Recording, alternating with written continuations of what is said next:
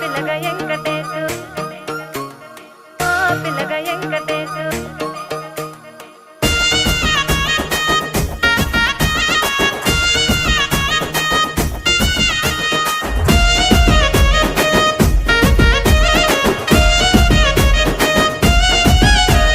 సిద్ధిరాల మనసు నాది చిన్నగా పోతుంటావో చూడక పోతుంటావో ఇంట్లో చిన్నదాన్ని నేను సిద్ధిరాల